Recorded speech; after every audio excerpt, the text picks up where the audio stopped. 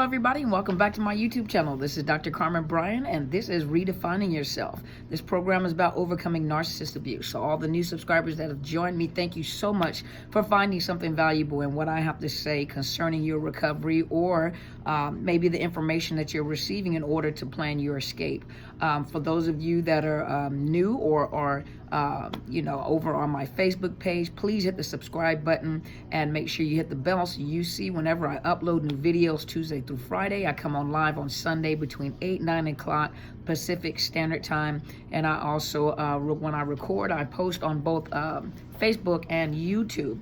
Sometimes when I travel, I may not be able to come live on Facebook, but I'll be able to come live on YouTube. So stay tuned. Maybe tomorrow I'll be able to come on live. For those of you that are looking, tomorrow is my birthday. And so tomorrow I was going to plan a day out for myself, unless I fall asleep and don't get back up. And I'm inviting you to join me if possible, if I can. If not, then I'll just do a regular video. But if not, I'll try to come on live. I'm not going to do any question and answers tomorrow, but to come on live just to talk to you and see, take you somewhere, let you relax, let you look at the great Northwest. I'm planning something in my head. Let's see what happens, okay? And so tomorrow there's a possibility I may not post a educational or psychoeducational video. I may just come on live and let you join me on my day of relaxation on my 34th birthday for the 10th time, okay? So don't judge me, don't judge my life. But today I just wanted to come on and I wanted to talk about the narcissistic pathological envy or the narcissistic jealousy. Do understand that, and before I go, I like to go a lot of times to Shahida Arabi. We talked about her before. She's the author of Power, Surviving and Thriving After Narcissist Abuse. And she does some really excellent blogs. I really like it. And I did go on hers. I was looking for some information. I happened to stop at hers, and I wanted to talk about the narcissistic or the narcissist envy, that jealousy, that pathological meaning is dysfunctional, but that envy. Do understand that when a narcissist seeks, and I had a subscriber ask me the question when I said that the narcissist is jealous over you, they envy you, and she wanted me to expound on that. She wanted me to elaborate on what I was talking about. Understand that when a narcissist is seeking someone to attach or to love bomb when they're looking for a new source of supply, they're not just, they do hone in on your vulnerabilities, but they also look at your assets. This is something that she says it is hers. The one that I'm on is Pathological Envy of Narcissist Abusers Revealed, and that's on her thought catalog. But they don't just, let's see, the main thing to draw them to you is what you have, your asset. What kind of fuel can they get from you? So you can be a CEO, you can be a person with a lot of friends. They don't have a lot of deep friendships. They don't connect, they don't bond with people. So you may have a lot of friends, and your friends like you and you like your friends. That's something pretty, you got your crew, you got, your squad that you hang out with, or, you may be, have a sense of humor. The tribe that I'm with, we all have a sense of humor. We love to laugh, and everybody's funny, down to the kids, down to the 2-year-old children. They are hilarious. And so this is the group of people that I'm around. You have people that, you have looks, so you may be very handsome, very, very pretty, arm candy, as one of the subscribers said, or, arm candy, or, there's something about you that makes them, remember, it's all about them. So they see you and you make them look good. You make them, you may have money. A lot of them, the somatics, are into the material possession, and they look for people that has what they need to maintain their grandiose illusion of perfection and wealth. And when they start running out of money and they've depleted the old supply, they'll go to another supply that they've been looking at, and they may look at their status.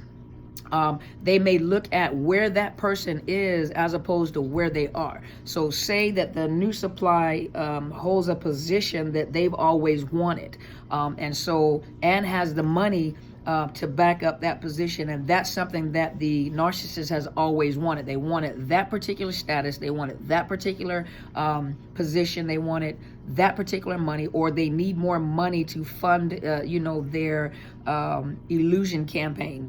They're running low on funds.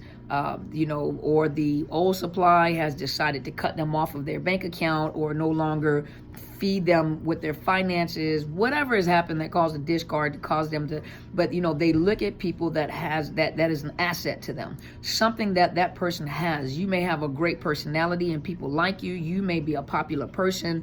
You may have a lot of favor, or you're known as a great CEO, a great boss, a great manager, a great employee. Something about your character, something about your character. You're just a nice person. You're a caring person. You're a compassionate person. You can make things happen. You're a great organizer. You're a great thinker. Whatever it is about you. Everybody is not wealthy. We understand that. But there are assets about you that they hone in on. So they see you, and the first thing they see is what they want from you. Remember, they idolize you. Wow, she's pretty, he's handsome, she drives this, he owns this house, you work here, you have a lot of friends in high places, you just have a lot of people that like you, nobody likes me. A lot of time, once people find out about the narcissist, you find out the narcissist is sometimes a loner, but they do have flying monkeys in their entourage, but it's a superficial relationship. It serves the purpose of fueling them. And so, but they see you, and you have all these qualities and attributes that they so deeply desire. So when they see you, remember we were talking about that new car smell, that brand new car. When they see you, you're this brand new toy that they have to have.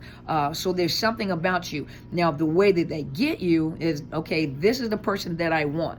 I see something that I want from this person, and I'm going to study them. So now they're studying for those vulnerabilities. They're looking for that entry point. They're looking for, how can I get in? So that's why I say it's very important that you guys watch what you post on your social medias, the pictures that you take. Some of you guys are half naked on your pictures. That is narc bait. They're looking at that as well. And some of you guys are trying to trigger a Hoover. Once you leave the narcissist, that really is your escape route. No matter what you feel, that is an escape route. Once they leave out of that door, shut that door and do whatever you can not to go back through those doors. If those of you that are Bible readers, it does say that a dog goes back to its vomit. You're not a dog. Don't go back to your vomit. Leave it alone. Go through the doors, go through whatever you have to go through, the withdrawals. Stay on these videos, watch the videos, go to my mentor's videos, so I believe in the whole person concept. I'm talking about the soul, which is your emotions, your mind, your thoughts, your willpower, the feelings that you have. Then you're talking about the spirit, whatever your connection is to whatever spirit you connect with. My mentor is my pastor. She's my life coach.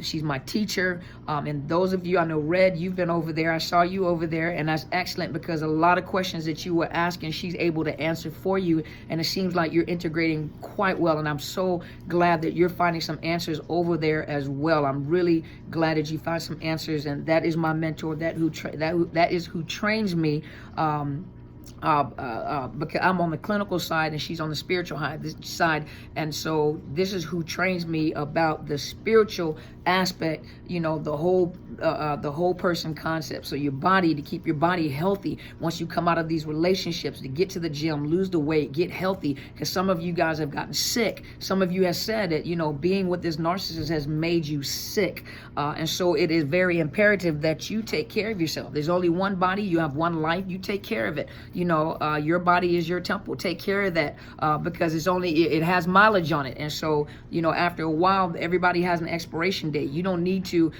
you want to prolong your life. You don't want to shut it off so early after coming out of this. And so, as I was saying, they look for vulnerabilities. They seek vulnerabilities. For example, some of the vulnerabilities, and because I work in a, private practice and I deal with mental health and I'm a trauma professional, a lot of things that I see when I do assessments, can become vulnerabilities to attract the wrong people into your life. Some of you come from abusive homes, sexually abusive homes, verbally abusive homes.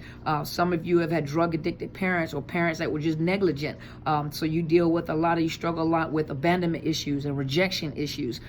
You came in a home that did not have a good foundation. You were left to yourself to raise your own self. You didn't get intimacy. You didn't get hugs and kisses, and you weren't told that you were beautiful or you were handsome or, I'm proud of you, A lot of that you may have been lacking. Some of you have been in and out of foster care, and so there was never any stability. There was never any, anyone to hold on and push you forward. And so a lot of you have come from diverse or different types of traumatic backgrounds that make you vulnerable and really make you vulnerable to become a prey to a narcissist, because now they're looking for your vulnerabilities. They're looking at, some of you are so desperate in finding the right person. If you're desperate in finding the right person and a mate, it's not time to connect with anybody. When you're desperate like that and you desperately want to be with someone, it's not time to be with someone.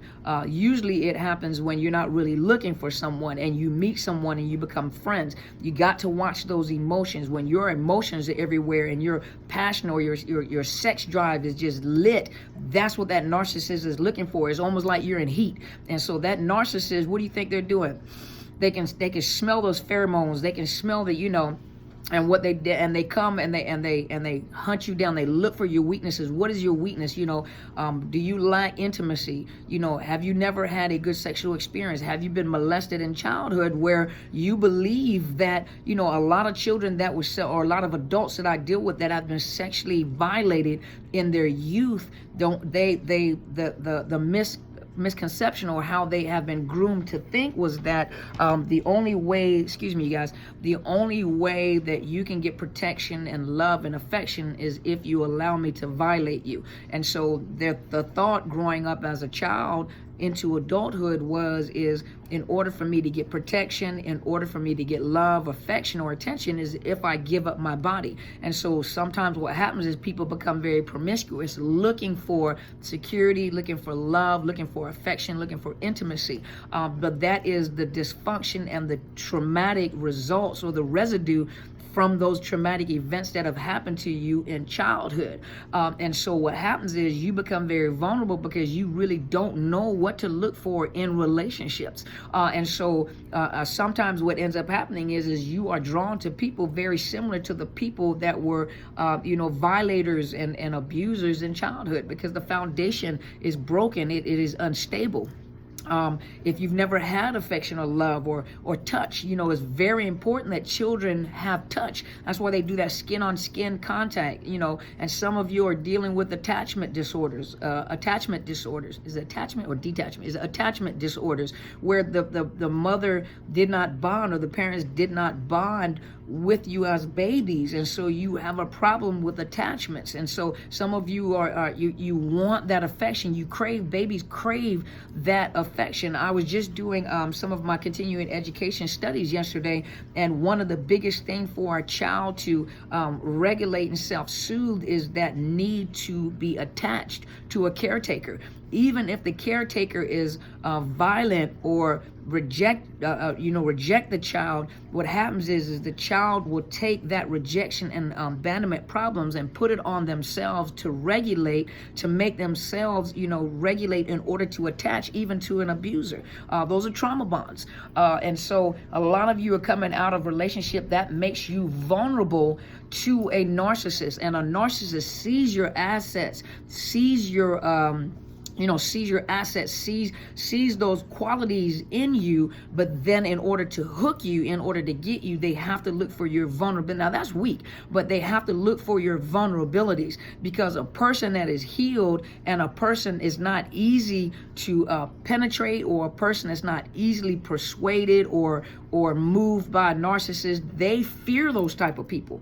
And so they fear those people. They throw a hook out and they kind of like, okay, And as you guys are being educated and as you're learning, you are powerful. You really don't realize how powerful you really are. That as you guys are healing, yes, it happened. We have become victims, and now we are victors, and we are recovering from, or have recovered from, this narcissist abuse. And what happens is you're more powerful than you think you are. But when you have a narcissist that has gaslighted you and trauma bonded you, they have taken your assets, they have taken your qualities, and they have perverted it. They have turned it around to make you feel bad about your assets.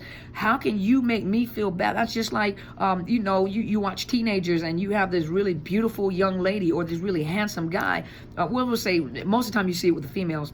You have this really beautiful young girl, and these crows, these kids that are growing up, these teenagers, always have something negative to say about this pretty girl. You think you all that. Remember I told you? No, you think I'm all that. I didn't say that. You thought that. You're not as pretty as you think you are. I don't think that I'm pretty. You think that I'm pretty. But the whole point is they take quality, or they take some good assets, they take some good attributes of you, and they pervert it. So they project on you what they're feeling, and they make you take accountability of how they feel about something that is an asset, literally. And so you've been in a relationship with a narcissist. They have taken everything that they first idealized about you to grab a hold of you, to show off to the world. The more what they do is they try to do a transfer. A lot of you come out of the relationships, and my mentor calls it with narcissistic fleas. So a lot of you are coming out of narcissistic relationships,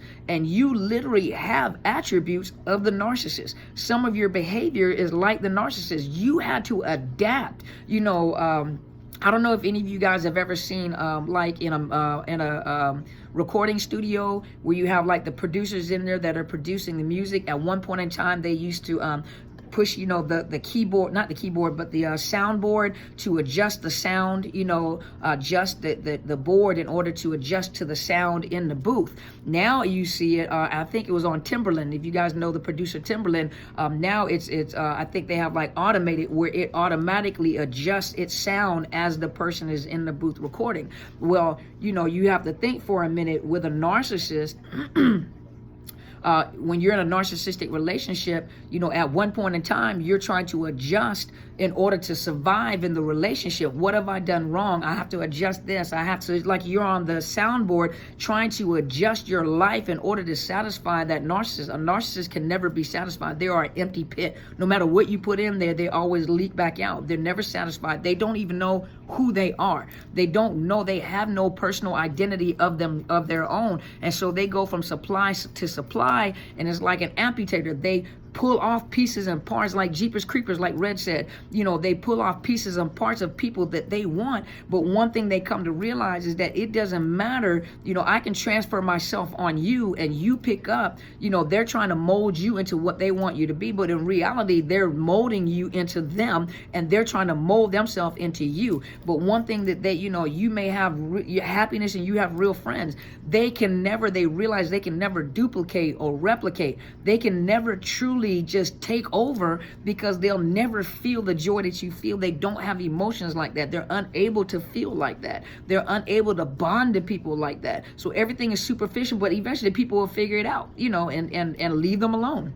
And so they envy you. They envy you because they realize all these assets that you have, they can never steal them from you. They are thieves. They steal. They try to steal your joy. They steal your material possessions. They steal your money. Whatever your identity, they'll steal your identity. You start noticing that they talk like you. They mirror you, and you have fallen in love with yourself because they mirror you. So you are in love with your own self because they're mimicking you. And if you watch them, they start talking like you. The way that you dress, you'll notice a little bit that they start dressing like you. They start taking your stories, become their stories, and you're thinking like, wait a minute. And if you really step back and look, they have almost morph into you. They morph into whatever supply that they get. And they have taken upon your personality. They have taken upon your attributes, but they truly will never feel what you feel because you're capable of feeling. And so they hate you. It turns from idealization to literally hating and envying devaluing you for having these great qualities. And so they pick up on they take those great qualities and they reverse them and pervert them, and then they project them on you. But that's how they feel about you. You think you all that. No, you think that I'm all that. And so, but the way that they hook you and trauma bond you or love bond you is by taking your vulnerabilities and playing up to your vulnerabilities. And so let's see here. Hopefully that explained it. I didn't want to be on too long. And remember, some of these things that she's saying is some of the things that we've talked about. Signs of a pathological envy. You'll notice that they're envying you. Like in the beginning, they praise you highly for for your accomplishment. Initially, they use your accomplishment as a way to associate themselves with you and look good. So remember, it's all about them. They grab a hold of you so that they can show you off to people look at my accomplishment, her accomplishment, or his accomplishment is my accomplishment. Likes feeling as if they have the successful girlfriend or boyfriend while simultaneously resenting you for it. And it slips out. A lot of times it slips out, but they're already devaluing you while they love bomb you, and it slips out, and it's like a Freudian slip. You catch it, and you're like, wait a minute, I know I didn't just hear that. Competes with you. Remember we were talking about the competition, and so you get a degree, they got to get 5 degrees. You have a fever, and people paying attention to you, they're on broil. They're gonna die. You have a beauty mark. They have an acid mark, whatever they got to do to get attention. Nothing you do is truly special or impressive, or it's really, really special until the narcissist gets tired of praising you and wants to cut you down 1,000 pegs or so. So remember, it's all about, you're getting all the attention now. And or something that, getting attention, meaning you're probably like the boss or whatever attention that you get. And in order to love bomb you, they're giving you all the praise. They're making you feel good about yourself. They're applauding your accomplishments, but they get tired of doing that because they want you to do that for them. And so they get tired of doing that because you're taking away from their attention. Let's see.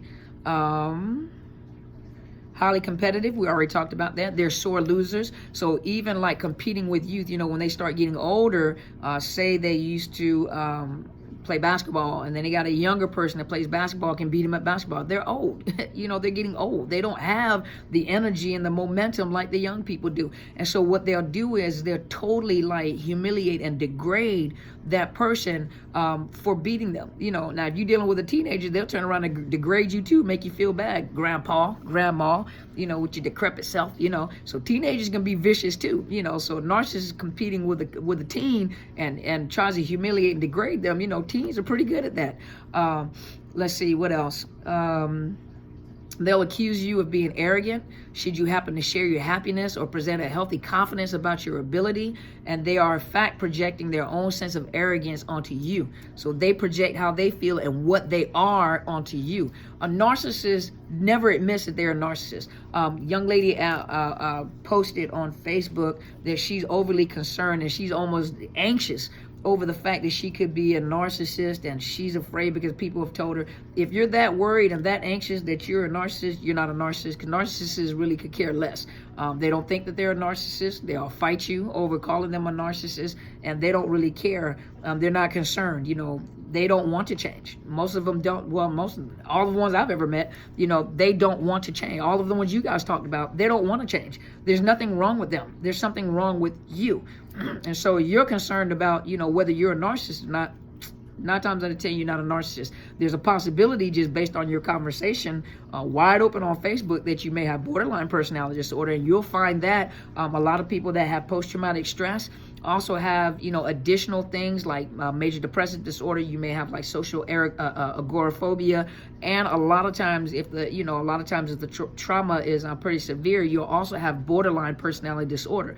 And the way that you posted your question right on the forefront, right in public, where everybody can read it, just reading some of it, I didn't read all of it, but reading some of it really has me believing that there could be some borderline symptomology there. You might want to go and have a therapist, sit down and talk to a therapist to do a diagnosis, because it looks as if you may have borderline, not narcissism, borderline personality disorder. So another thing is, behind closed doors, devalues and minimizes the things they once praised.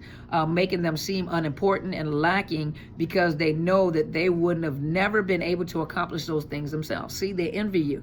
You know, those things are not things that they'll be able to accomplish for themselves.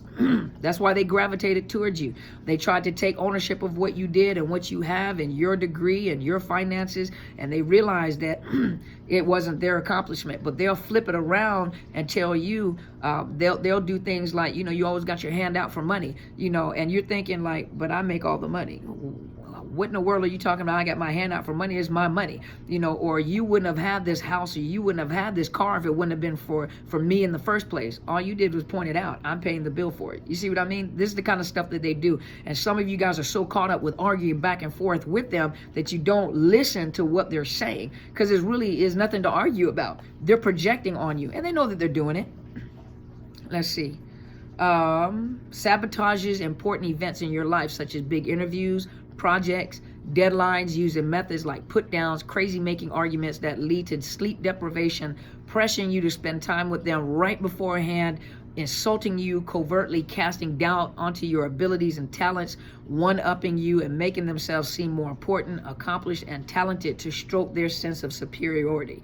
And so they'll self-sabotage you. There's one lady told me that as she was going to get her education, it's like every time she, you know, had to take an exam, or every time she was getting close to finishing, the narcissist would just sabotage, you know, exactly what they're saying right here. You know, sleep deprivation, you know, just creating just crazy dilemmas that cause her to be away from her work, or telling her that she's not spending enough time with her family when she's studying for an exam, or anything. You know, the computer, got to take the computer with me, you know, and she has to find another way to get on the computer. Just crazy stuff. Treating your goals, dreams, and interests with contempt or condescending attitude, all while bringing the conversation back to themselves. So see, they're jealous over you. And so yes, you don't realize how powerful you really are. They idolize you because they saw your attributes. They saw that you were an asset. They saw that you had value, and there was things about you that was that's the only reason why they honed in on you. You know, they looked at you like everybody's power. Everyone is powerful to a narcissist until in their mind they bring you down to show you that you're not powerful. But why would you have to bring someone down that you don't think is powerful? How do you bring them down if you don't think that they're powerful? So they attach themselves to people that they see as powerful, and they work very hard to bring you down. How do you bring something down unless it's up? And so that's what they focus on. But in order to snag you, or in order to bond you, or not trauma bond you, but love bomb you, they have to know. That's why they get you to talk a lot, because they need to know your vulnerabilities in order to know where to inject those spores, where to inject that poison venom, and where to throw that hook out to make you bite the bait. So you understand what I'm saying? Hopefully that answered your question. So yes, they are intimidated by you. You just have to stand up and understand that you're powerful. You let your power go in your mind, but you're very, very powerful. Now that you have connected with one and maybe separated from one, it takes a minute because they're still intimidated by you. They just reverse psychology on you. In other words, they reverse psychology on you, but they're still intimidated by you. They're still afraid of you. They're just not going to let you know that, because that'll mess with their ego and their sense of superiority and grandiosity. So now hopefully you understand what I was talking about. Hopefully this made sense, and hopefully I answered that question. Thank you guys so much for joining me. Please subscribe to my YouTube channel, Dr. Carmen Bryant, Overcoming Narcissist Abuse. Hit the bell so you know whenever it'll chime whenever I upload new videos, and whenever I come on live on Sundays between 8 and 9 Pacific Standard Time, which is the West Coast time. For those of you that are across the country, Australia, my favorite people over there in UK, hey UK, hey London, I'm coming to visit. I'm telling you guys, mark my words, I'm coming to visit. I'm going live when I do. Here I am in the UK, also in Brazil, in Canada, you know, all those beautiful countries, Mexico. Thank you guys for being here with me. Denmark, Germany. Thank you guys so much for being with me. Thank you for finding something valuable that I had to say to help you in your situation. I also have a Facebook page, which is Psychological Health Consultants and Services. You can hit the thumbs up, and I also post videos on both channels. Thank you guys so much for tuning in. And as my friend always says, go and be great.